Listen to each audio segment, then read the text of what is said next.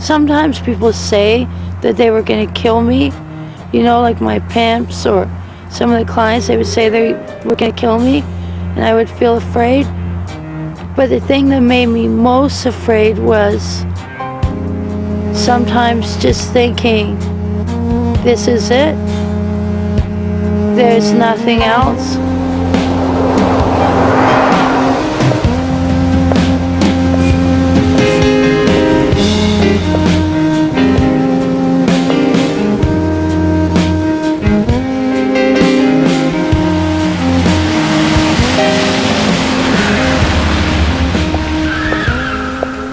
Everything was a blur, and the only things that really stood out were dates, you know, or other people in the sex trade.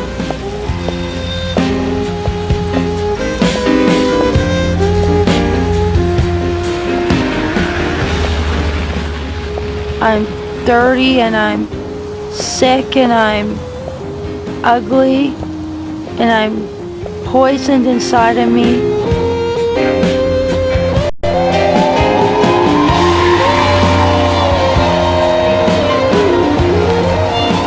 I just thought the world was an ugly, sick place, and people were sick, and that I had to take in all their sickness.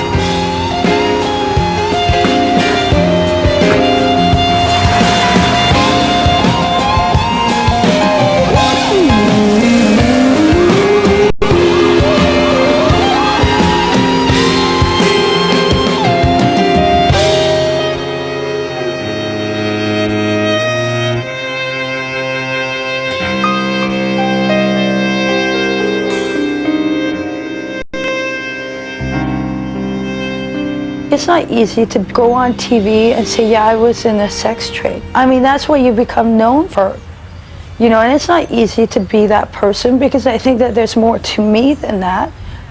But you have to talk about it. That's the reality. Please welcome Jerry Kingsley.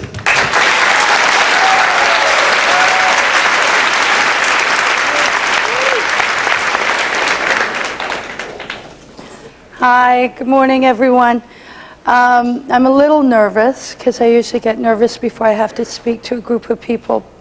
Partly because I want to tell you about myself and my experiences in the sex trade, and also because I think this issue is so important.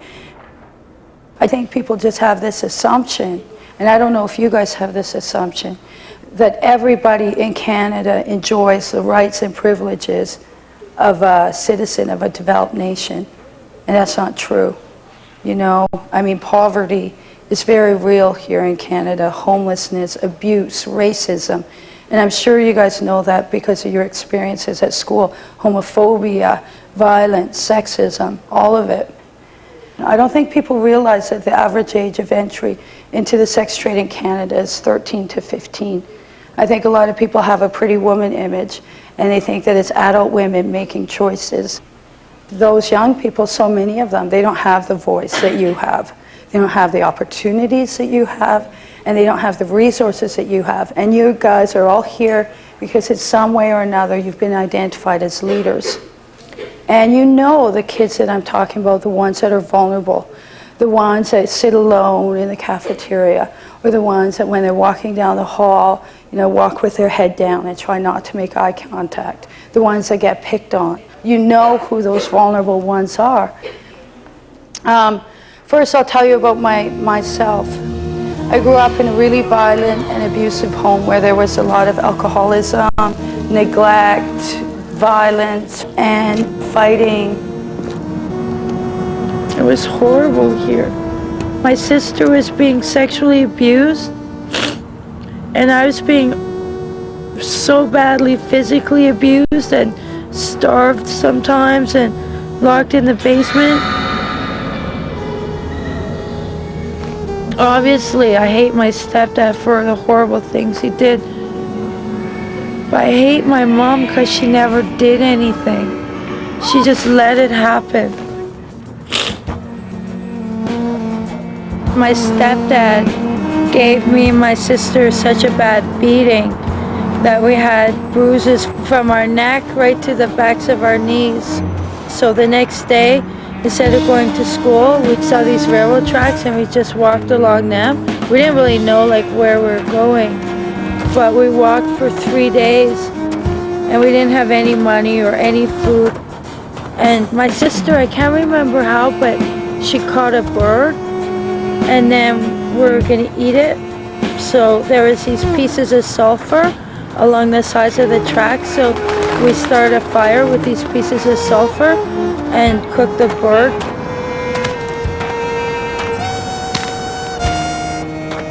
And then on the second night, we were so cold and we were really tired, and we saw this railroad car and we got into the car, and then in the morning we just left, and then we kept walking on the railroad tracks, and then we saw a town, and we were so cold and we were so hungry that we just went to somebody's door and we just asked them for food.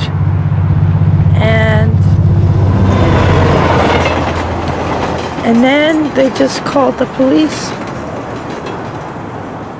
And we were at the police station and they asked us what our names were and all that. And they asked us how long we've been gone for. And they checked the records and there was no missing persons report. So nobody had reported that we were gone. So then they took us into care. And then they separated us. When I was 10, I got put into care. And I lived in foster homes and group homes and shelters and receiving homes, and I had 20 homes in all. And that meant, you know, changing schools, changing friends, changing homes. Sometimes, you know, losing my stuff. Over time, I lost contact with my family because I'm Native and I never grew up understanding what that meant. I didn't know anything about my culture at all. And when I was 14, I had met this other older couple, and they asked me if I wanted to go to Vancouver with them. And they said, you can leave this all behind and you can just start again, and you don't have to be this person anymore. You can just start a new life. Her foster mother told her to walk home at 12:30, and I told her it's no time for a child to walk home and she's not going home. I'm going to take care of her, and I just kept her. Basically kidnapping, but with her will, mind you, okay, she didn't fight it. And I took care of her. I brought her, we went to a friend's house that night, a friend of mine. We stayed there that night, and then we went to my mom's the next day, and I just kept her, like, we stayed in the same bedroom. I gave her some of my clothes to wear. Not my prostitute clothes, my conservative clothes. They didn't promise me money. They didn't promise me nice clothes or parties or anything like that. What they said was I could leave it behind. You know, the identity of a welfare kid, of living in, you know, with abuse and all of that. And so I went with them to Vancouver. I remember just walking around, like, looking at everything. It was pretty wild. And I don't know, it just seemed so pretty, you know, so many trees and mountains and ocean. And then we came here, and I don't know, we just got a room here, and I was thinking, God, this is like great. It's so pretty. It's so beautiful. And I felt lucky. You know, I thought, oh, I'm so glad like these people took me, you know. I felt really lucky. And then we were sitting in the room, and I was like excited. I said, I want to go out and look around. I want to go look at stuff, and because, you know, there's so many people outside walking around. That's when Emerson said, well, we only have money enough for this one night, so you guys have to go and work. I was like, you never told me that before, you know. I said, I don't want to do that. And then he just would say, well, what the fuck did you think we were gonna do? And I'm like, I don't know. And anyway, and then he just was like hitting me and stuff, and like just pounding her. And it was just so like scary, you know. I thought, oh my God, like he could just kill us. Emerson and me were one of Sherry's worst mistakes when she came to Vancouver because Emerson made her go to the corner. What was his way of survival? I think he liked to have that control over people because he controlled me, he controlled Sherry. It was like so different than what, because I knew him since I was 12, and so it's so different than before. It just seemed like this sudden change. I didn't like Sherry working at all, and I didn't like standing there watching her work because she was like my little baby. Crystal put some makeup on me and got me dressed, and then, you know, and I was crying. I said, I don't even know what to do. I don't know how to do this. I don't want to. And Crystal would say, I'll show you how. And I just remember like, fuck, you can't even cry because it'll smudge your makeup.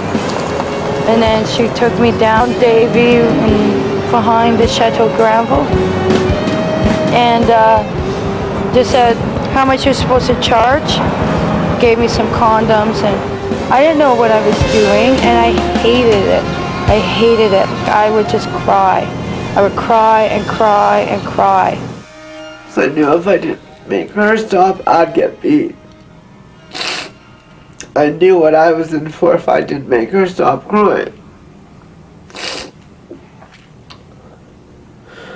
So I had to make her stop crying. And that was even rougher on me. To see her having to go out there and to do what she had to do.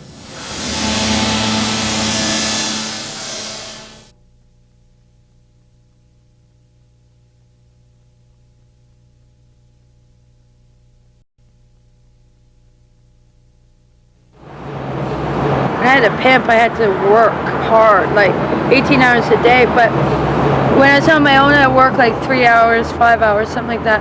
And I make like, I don't know, whatever I made, $400. Pay my room off for the next day, and then go buy a bunch of drugs and just go get high.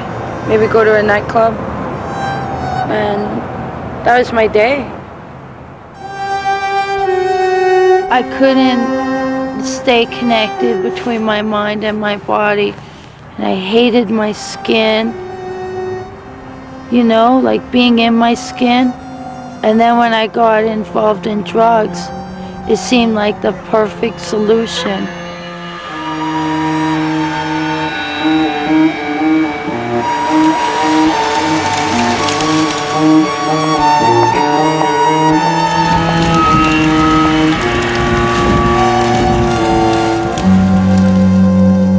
You're just this dead, ugly piece of meat that people could use and beat up and hurt and control and, you know, and just nothing. I was in the sex trade off and on for 8 years, and until I was 22. And people asked, well, why so long? Part of it was the isolation and not knowing where to go for help. By the time I was 15, I was a cocaine and heroin addict. So part of it was addiction. But part of it was just the fact that, I mean, you know, it's not like the community has their arms open, waiting to welcome us back into the community. Just if you knew that it was abuse and that it could be different, because after a while you don't even know it's abuse anymore. You just assume that's how life is, you know?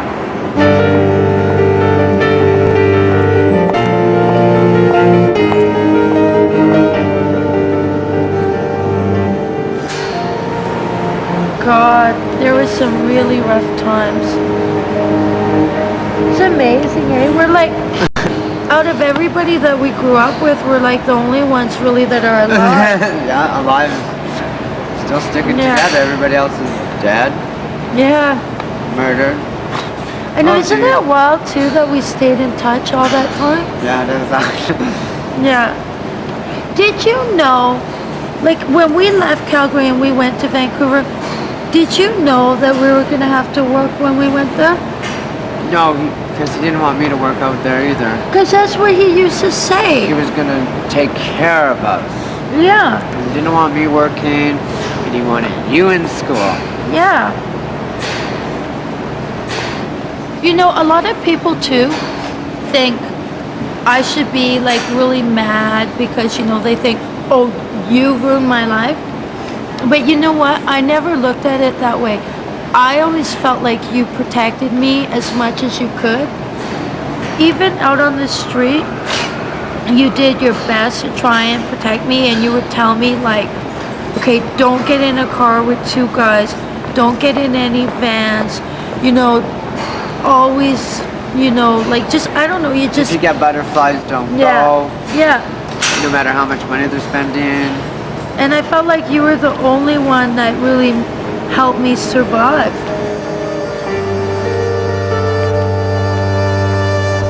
When I was 22, most of my friends had died.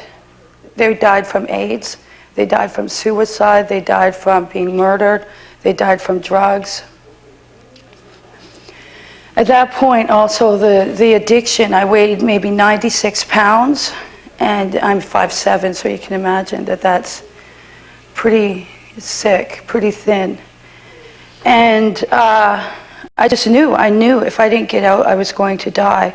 And then I had a date, a customer that tried to kill me, took me to a park and tried to kill me, had a gun.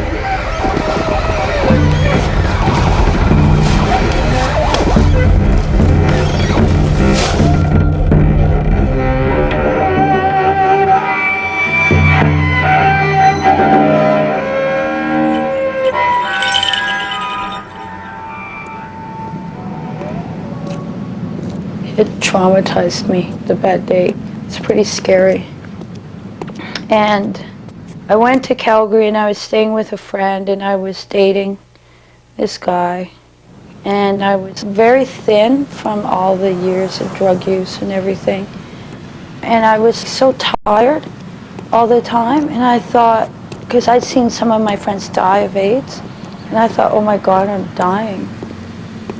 And then I went to a doctor. He did some blood tests or whatever, and I left. And then he called me, said I had to go in, and I said, am I dying? And he's like, looks at me like I'm strange, and he goes, no. And I go, no, really? What's wrong with me? Am I dying? He goes, no, you're not dying. He goes, you're pregnant. And that had never even occurred to me at all. Never even crossed my mind.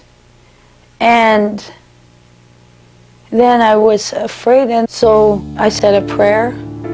I said, like, God, Creator, Goddess, whoever is there, you know, if everything is okay, I promise I'll, like, change my life.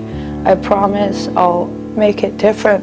And then I went back, and then everything was okay. So then I changed.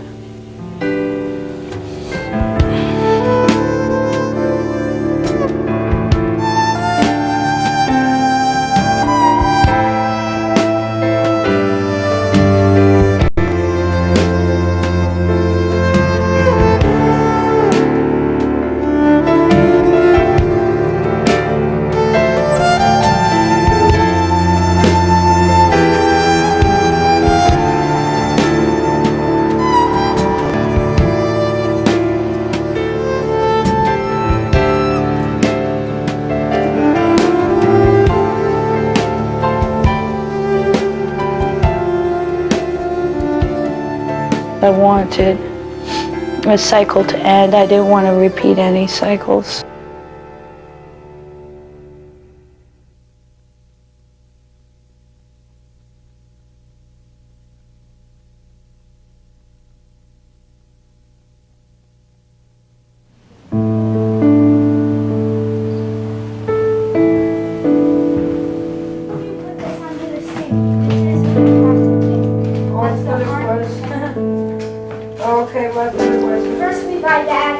I wish that my friends were here, you know? That's why Cameron's so precious to me. 'Cause he's one of the few people that, like, he knew me all that time, too. We don't live in the same city and do the same things anymore, and he's, moved and created a different kind of life for himself. But it's that bond where when we see each other, it just is like no time has passed. And he always makes me laugh at myself. He makes me laugh at the world sometimes and the craziness of it all. Are you all packed up, Dakota? Yep. If I had to sit by myself and be quiet about everything, I don't think I could live in the world then. I don't know how I would cope. I don't know how I would be able to cope with the world, how it is, and not say something.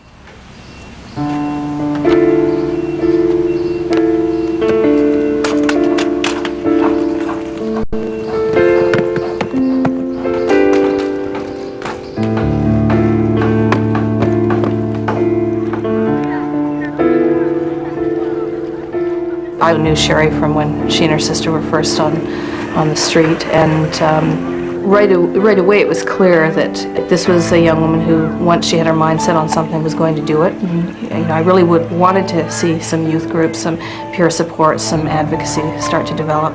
So I was really excited when I met Sherry, because I thought this could be the young person who will get something going.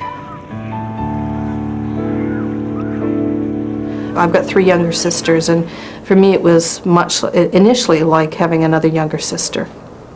I remember sometimes, I thought that people that hurt children should just suffer forever.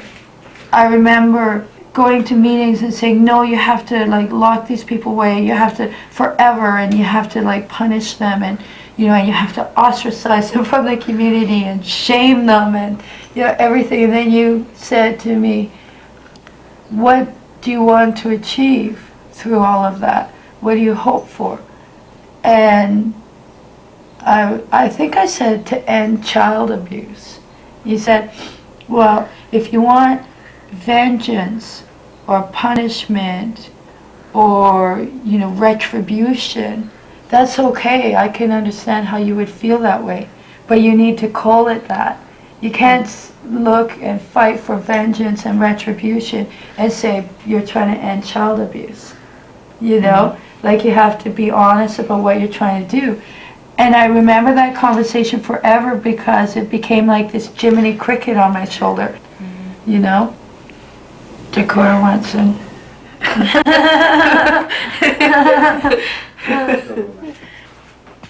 Yeah, come on, Dakota Bear.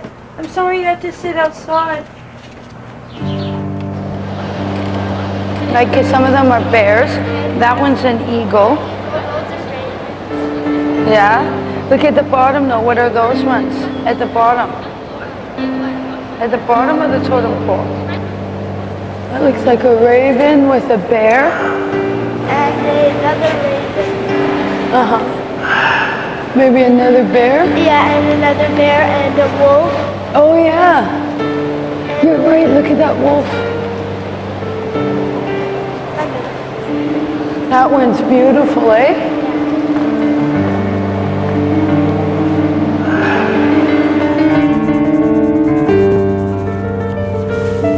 Frankie and I met in Vancouver because we used to work on the same street corner.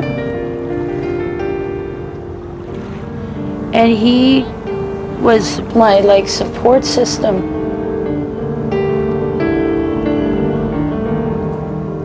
Frankie loved Dakota. He would come visit us all the time.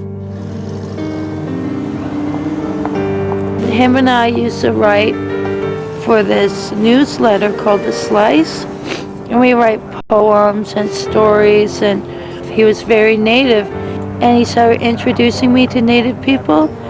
And so it was just by hanging out with Frankie, and listening to him talk about culture and talk about songs and I don't know, in his poetry. The children when they see their parents fight. What becomes of the children? Who can show them a light? Where do the children go when they have nowhere else to turn? The cloudy skies seem grayer, the storms rise up above, when all the children long for is a little bit of love. Felt like we were kindred spirits. really searching, really working so hard on everything and struggling not only to overcome but to make it different in the world. And then he was gone.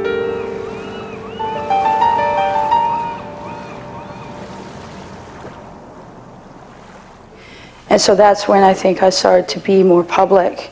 And I knew that I wanted to talk about the issue and get a better understanding, you know, like so the public would have a better understanding of who we were, the fact that we existed, why so many of us are out there. And that's when I started organizing different projects and events around this issue. Thank you. I would really say that we're activists at the kind of ground zero because the world doesn't know a lot about this issue, and they've only really been talking about it for a few years. So before that, people never really talked about it. And the issue of youth participation. Yeah. And that's a big step, because I know for me, like going to meetings and saying we're experiential youth, so not only do we have the skills, but we have been there. We know what works and what doesn't. That's a different. Yeah, and I also think too, when you first start, some of the barriers aren't just the shame and the stigma and, you know, feeling maybe embarrassed about talking about the issue in front of people. Those are huge internal barriers. But some of the real barriers too are things like bus fare, childcare. Yes. You know, and when we were developing the youth advocacy project with Status of Women, we talked about those things. Well, that's great because a lot of the work I was doing was volunteer and it was taking up so much of my time that I couldn't carry on with it. But now I'm getting paid for it, so that's awesome that it's finally put together and the resources are there to be able to do that. We are members of the community. We weren't hatched out on the street. You know what I mean? Like, we're part of the community whether they like it or not. Yeah, sure. Yeah.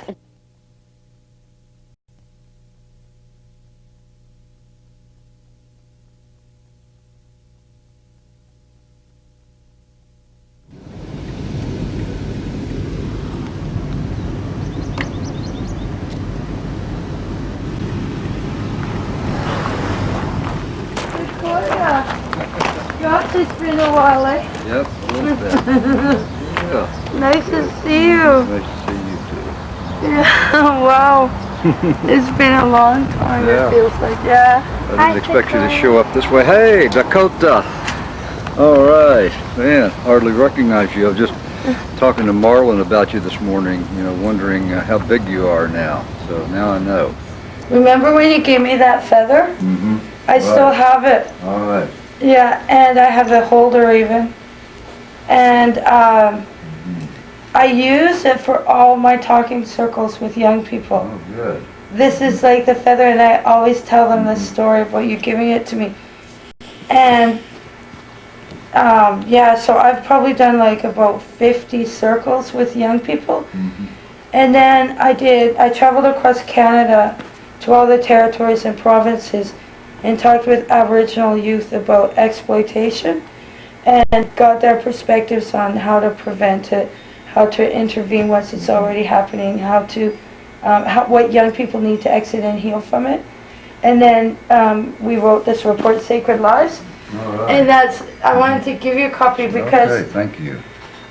this feather was in all the circles. So now it's probably talked to like hundreds and hundreds Yeah. of young people. That's a strong feather to have lasted through all that, huh? Yeah. Yeah. Oh, and all the stories that it has. Yeah. Yeah. And one time, I don't know if you remember this. Remember when I asked you, how do people heal? Like, how does somebody heal? And then you said, well, you can meditate. And at the time, I thought, that's kind of lame. I thought, that doesn't make any sense. Right. Because I was like wanting to, I think I thought for a long time that healing is like you go to somebody's house or something. You know, you might have to like fly there and take a boat and a train and car, but once you're there, like you could stay as long as you want, you know? But I didn't think it was like this constant kind of thing. And that in meditation, you end up letting go of all of your attachments to the physical world. And your mind comes into acceptance of what's before you.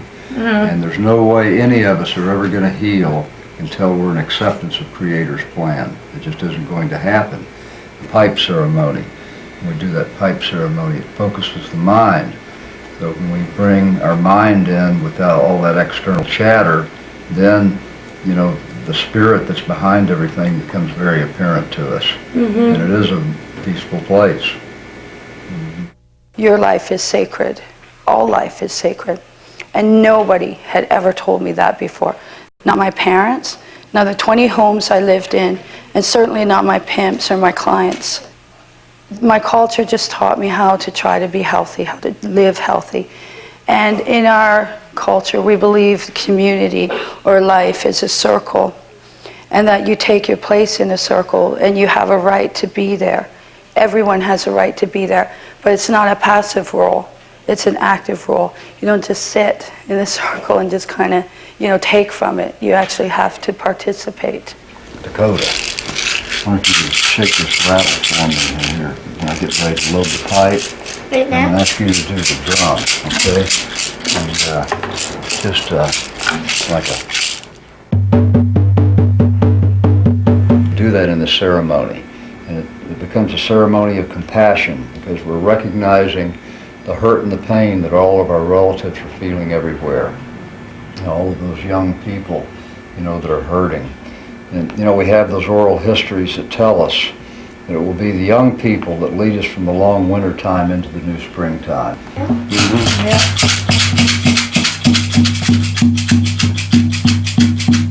Why-onky-ay, why-onky-ay, why-onky-ay, why-onky-ay.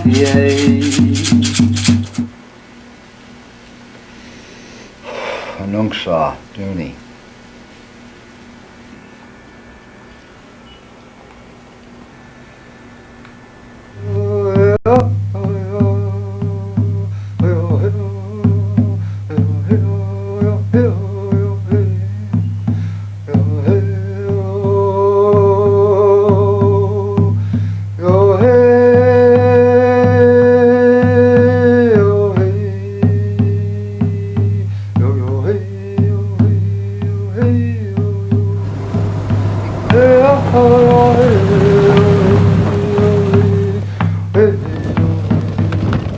Thank you, Creator, for answering our prayers. Thank you for taking care of us, your children.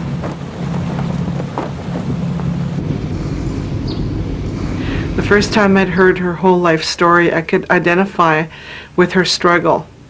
Not everything that she did I experienced, but a lot of the alienation, the rejection, that sort of thing. I had felt that in my life, abandonment, sense of abandonment, and I really wanted to reach out to her, and we became friends. Yeah, and you always made me feel like I have a right to be there.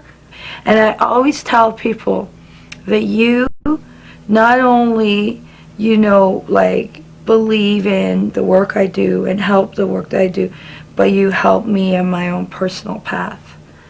Like, lots of people, sure, they can send checks to whatever charity, or they can show up at a charity dinner, or, you know what I mean? Or they can say, oh yeah, buying and selling children is really bad, but nobody ever wants to hang out with us. You know, nobody wants, like, to, you know, like, be our friends or something, you know? After I went into care, my mom told me that I wasn't allowed to talk to any of the family, never to call them ever again, and that basically I was dead to them, and that I just felt like if I ever called anybody, then it would just be bad. You know, that nobody would want to hear from me.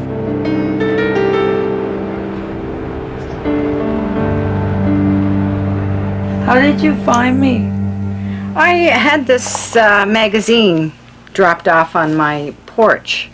I've only received it once in 29 years. Oh, wow. And this is the story in here, For Sale, Canada's Children, was about you. And I phoned the editor of the magazine, and she put me in touch with you. Wow. And I have, the interesting thing is I have never received it since. Here's the last pictures we took before you left. Terry's just so little there. Yeah. How old was I? That was September of Labor Day weekend of 1974. Wow. Because I had just had Drew. So It's just so weird to see like pictures of me when I'm so little, because I don't have any pictures of, like, none. These pictures are the first ones I even seen of when I was little. and you were so sparkly. You were sparkly of the two. And I think that's what got you through what you came through, is because you have spirit. But, you know, like, for my sister, you know, like, I see her there, and she's so little, and, you know, and even now, and she's older than me, and she struggles so much, and she just can't seem to find her way through, you know? And I guess if I could make things different, it would be, you know, like, for that reason, or for some of my friends or something, you know? And I don't, always people ask me, like, what made it different, you know? And I don't know. I wish I could tell people so, you know, like, I wish I knew what exactly it was that I think it's... You know, because you look at me and my sister, right? There's two sisters from the same family, like, same living, living experiences or whatever. And I don't know what the difference is. Well, your mother and I had came from the same household, same tumultuous household, I could say. And we ended up, it's a history of repeating itself. It's you and Terry, and it's Sheila and I. In your article, you made a vow that if Dakota was fine, that you would help people. I made a vow that if I had children, I would never abuse them the same way I was abused. And we kept our vows, is what we did. And I'm very proud of you. Very proud of you. Bye, Marcel. Bye.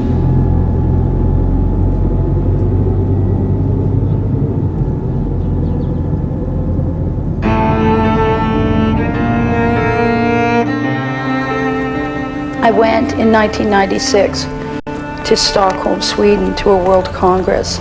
And it was the first time ever that the world had gathered to recognize the commercial exploitation of children as a form of child abuse. I mean, to me it seems astonishing that it took that long, but whatever, at least it happened. But from that, I realized, you know, there's like 127 countries present at this World Congress, you know, I don't know, 1,700 delegates or something. And I think there was 3 of us that had ever been in the trade. And I realized how important it was for us to have a voice and for us to be able to participate in the development of solutions, or even in just identifying what the issues are. And so I came back to Canada and I organized an international summit of sexually exploited youth. And it was young people from across the Americas, so South, Central, North America, and the Caribbean, came together here in Victoria, actually, in 1998. What we tried to do here was create a venue for young people to express themselves in whatever medium they felt most comfortable. Many of you come here representing a mandate, and you walk in with a preconceived idea of what your responsibilities and roles are, and I want you to let that go. Let it go. Listen to the young people, hear them, and then at the end of the 2 days, redefine that role. Because this is how healing happens. If you rob a bank, you get a minimum of 5 years in this country. You can rob a child of their innocence, of their life, of their childhood. And chances are, you won't even see a day in court, let alone a day in jail.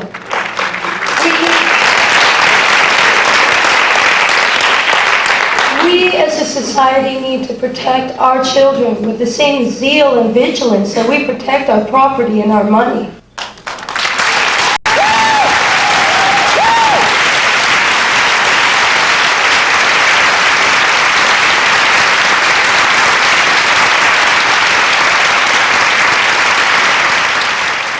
when you really come to grips with what this issue is, or what the experience these kids are having, is that they're being bought and sold like commodities for personal gratification.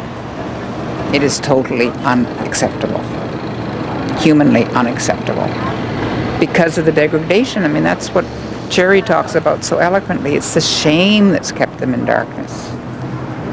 That's degradation. For the first time, none of us felt ashamed about being a prostitute. It's like we're proud that we had that common experience and that we had survived it, and that we understood, truly understood, that we had been exploited and that it wasn't our fault. I met Landon Pearson about the same time I met Ethel Weldon Andrews. She was amazing because she knew systems and she knew policies and funding and all these things I didn't know. And I knew young people and knew the issue and all of that. And it was like this amazing kind of complementary relationship that we developed. And at the summit, we developed a declaration and agenda for action, which then I later presented to the United Nations. And the declaration is basically a vision for how we can address, so many children being in the sex trade, and for how it could be different.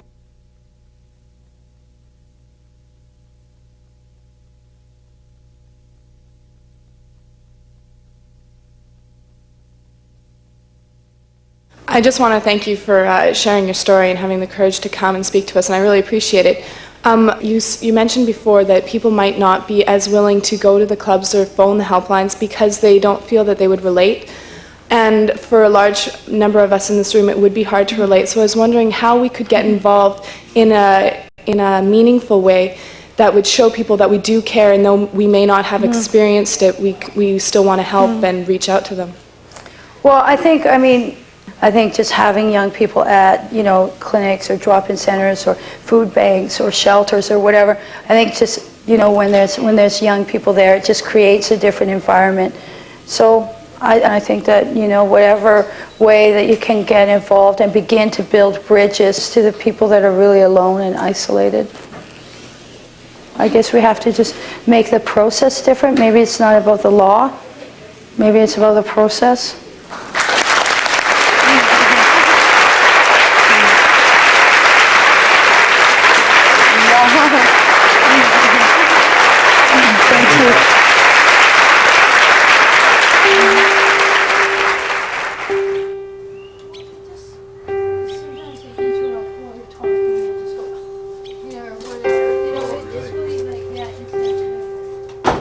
Sometimes people have the impression that there was a transformation. One day I just kind of, like a cloak, just shed it, just took it off, hung it in a closet somewhere, and that was it. And I think sometimes too, because a lot of people say this, they go, oh, you've overcome so much. And I don't know if I overcame any of it, to be honest. I think I live with it every single day.